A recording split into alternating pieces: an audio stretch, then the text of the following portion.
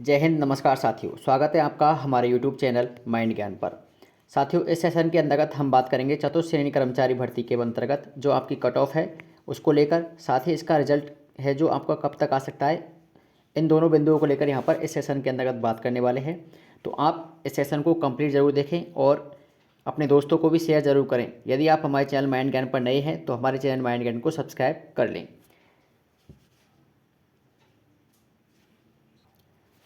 दोस्तों, जैसा कि आपको पता ही है, एग्ज़ाम्स कंडक्ट होने के बाद में आपकी ऑफिशियल आंसर की आ चुकी है और सभी ने आंसर की को मिला लिया होगा।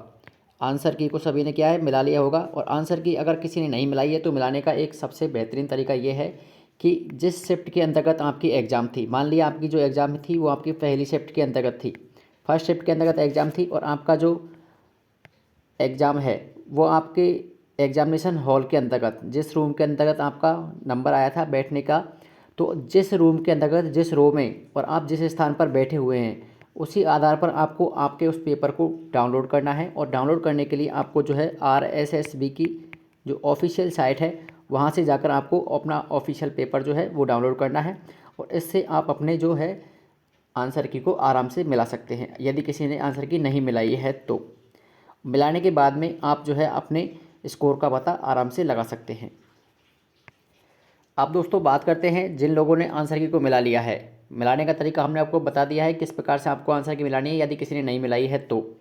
अब बाकी जिस लोगों ने आंसर की को मिला लिया है उन सभी को पता लग गया होगा कि हमारे कितने मार्क्स बैठ रहे हैं। किसी के 80 प्लस बैठ रहे हैं, किसी के 90 प्लस बैठ रहे हैं, किसी के 75 प्लस बैठ रहे हैं, और किसी के 65 प्लस भी बैठ रहे हैं। ऐसा भी हो सकता है किसी के 100 के आसपास भी बैठ रहे हों।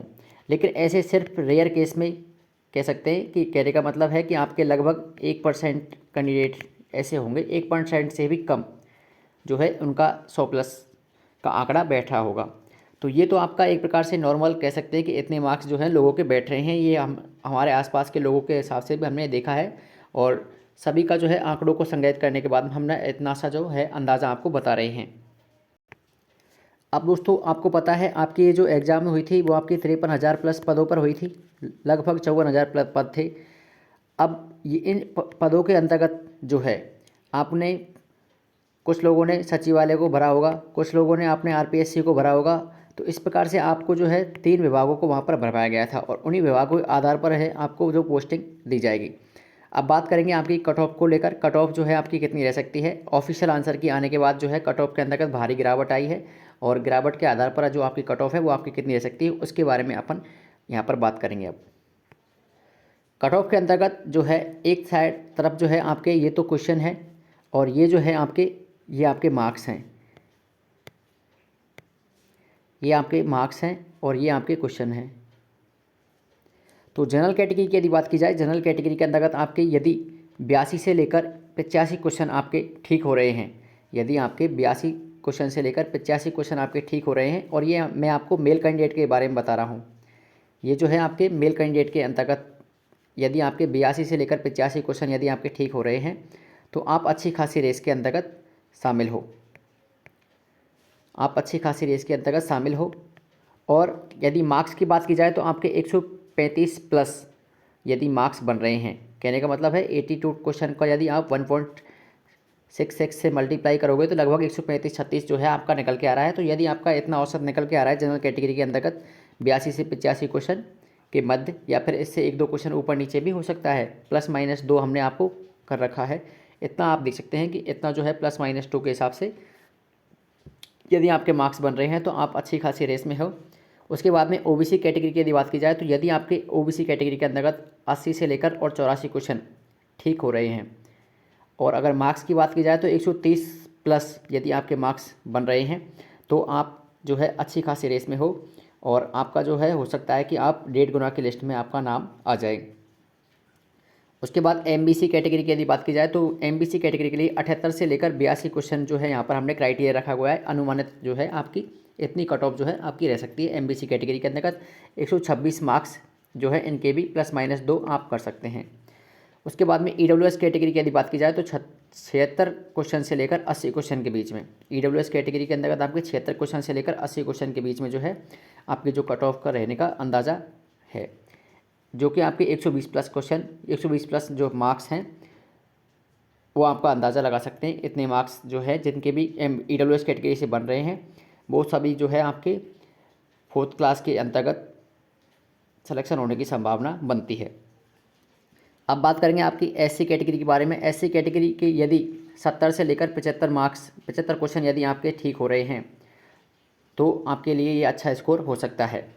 और ST कैटेगरी की बात करें तो ST कैटेगरी के अंतर्गत आपके 68 क्वेश्चन से लेकर 70 क्वेश्चन यदि आपके ठीक हो रहे हैं तो आप भी अच्छी खासी रेस में हो। कहने का मतलब है कि यदि आपके SC कैटेगरी के अंतर्गत 115 प्लस नंबर आ रहे हैं और ST कैटेगरी के अंतर्गत आपके 110 प्लस मार्क्स आ रहे हैं तो आप अच्छी खासी रेस के अंतर्गत शामिल हो।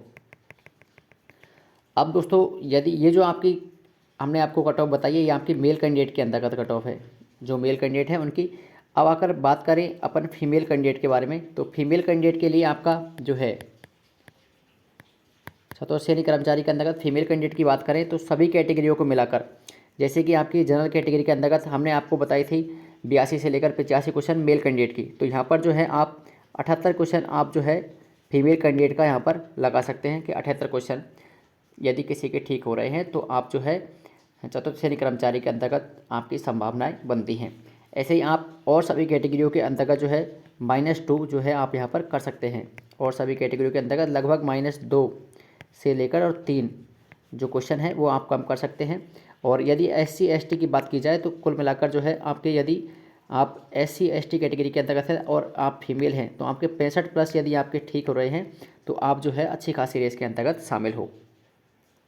ये तो आपका जो हो गया कट ऑफ का विश्लेषण। कट ऑफ के जो है इतनी आपकी कट ऑफ रह सकती है मेल और फीमेल के अंतर्गत। अगर बात कर लें आपकी जो है इसका जो रिज़ल्ट है वो आपका कब तक आ सकता है, रिज़ल्ट जो है वो आपका कब तक आ सकता है चतुर्थ श्रेणी कर्मचारी का, तो इसकी जो 4th क्लास का रिज़ल्ट है वो आपका लगभग मेरे हिसाब से जनवरी के लास्ट वीक तक जो है इसका रिज़ल्ट आ सकता है, आने की संभावना है। इसका एक कारण है जनवरी लास्ट वीक के तक रिज़ल्ट आने का, क्योंकि अब 1-2 दिन के अंतर्गत ही वो है आपका राजस्थान पुलिस का रिज़ल्ट आएगा। और राजस्थान पुलिस के अंतर्गत जो है आपकी सीटों की संख्या 10,000 है। उसके बाद में कुछ दिनों बाद आपका पटवार का रिज़ल्ट आएगा दिसंबर के अंतर्गत, और पटवार के अंतर्गत जो है लगभग 3600-3700 जो पोस्ट हैं आपकी पटवार के अंतर्गत भी शामिल है। उसके बाद में आपका जो है वीडियो का रिज़ल्ट आएगा, वीडियो का रिज़ल्ट, और वीडियो के अंतर्गत आपके जो है 850 पोस्ट शामिल हैं, 850 पोस्ट शामिल है। तो वीडियो के अंतर्गत आपकी 850 पोस्ट शामिल है। उसके अलावा भी आपकी जो कुछ पोस्ट जो हैं जैसे कि सेकंड ग्रेड है और फर्स्ट ग्रेड है उनके भी रिज़ल्ट लगभग आ चुके हैं, मतलब फर्स्ट ग्रेड को तो आ चुके हैं, सेकंड ग्रेड के रिज़ल्ट भी आने बाकी हैं। तो यदि आप देखा जाए तो यहाँ पर राजस्थान पुलिस की यदि बात करें तो आपकी देख लीजिए 10,000 पद यहाँ हैं। उसके बाद में आपके पटवार के अंतर्गत जो है आपके 3700 प्लस पद हैं, और वीडियो के अंतर्गत जो है आपके 850 प्लस पद हैं। तो ये जो आपके है लगभग 14 से 15,000 जो है ये आपकी जो वैकेंसी हैं टोटल 14,000 से लेकर 15,000 जो ये वैकेंसी हैं, इन सभी वैकेंसियों के अंतर्गत जब तक जो है सभी के अंतर्गत जो है आप कह सकते हैं कि इनका जो DB है वो आपका होकर कंप्लीट हो जाएगा। और राजस्थान पुलिस का तो लगभग है कि आपका जो यहाँ पर पोस्टिंग भी आपको दे दी जाएगी।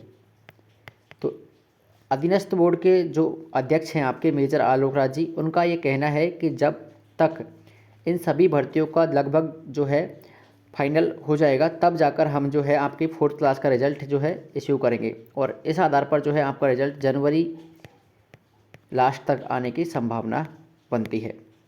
तो जनवरी लास्ट तक जो है आपका रिज़ल्ट आने की संभावना बनती है। और दोस्तों इस प्रकार से जो है रिज़ल्ट तो आपका जनवरी लास्ट तक आ ही जाएगा, लेकिन इसमें क्या हो रहा है जैसे कि अभी कुछ टाइम पहले आपका पशु परिचर का एग्ज़ाम्स हुआ था, और पशु परिचर का एग्ज़ाम होने के बाद में आपका कंप्लीट हो चुका है। पशु परिचर के लोगों के अंतर्गत जो है आपकी पोस्टिंग दे दी गई है उन्हें, और पोस्टिंग देने के बाद में आप कुछ यूट्यूब पर देख रहे होंगे कि कुछ लोग जो हैं पशु परिचर की पोस्ट को जो है छोड़कर रिजाइन देकर आ रहे हैं। कुछ लोगों की बात कर रहे हैं, सभी की नहीं कर रहे हैं। तो इसी प्रकार से आपके कुछ लोग ऐसे भी होंगे जो कि चतुर्थ श्रेणी कर्मचारी के अंतर्गत भी इसे छोड़कर जाने वाले हैं। तो इसके अंतर्गत जो है वेटिंग का सिस्टम भी रहने वाला है, वेटिंग का सिस्टम जो है वो आपका रहने वाला है। तो इस आधार पर ये आपके लिए काफ़ी अच्छी भर्ती है। और यदि आपके अच्छे मार्क्स बन रहे हैं, मैं तो कह रहा हूँ कि यदि आपके ऑल कैटेगरी की यदि बात की जाए, ऑल कैटेगरी के अंतर्गत आपके 75 प्लस किसी भी कैंडिडेट के क्वेश्चन ठीक हो रहे हैं तो वो सभी जो है चांसेस बनते हैं कि आप चतुर्थ श्रेणी कर्मचारी के अंतर्गत आपका 1.5 गुना की लिस्ट में जो है आपका नाम आ सकता है, 1.5 गुना की लिस्ट में आपका नाम आ सकता है। तो ये तो आपकी जो है चतुर्थ श्रेणी कर्मचारी की जो भी जानकारी थी वो हमने आपको इस सेशन के अंतर्गत कम्प्लीटली दी है। दोस्तों, आपको हमारा ये सेशन कैसा लगा? यदि हमारा ये सेशन अच्छा लगा हो तो सेशन को लाइक करें, साथ ही अपने दोस्तों को शेयर ज़रूर करें और हमारे चैनल माइंड ज्ञान को सब्सक्राइब भी ज़रूर कर लें।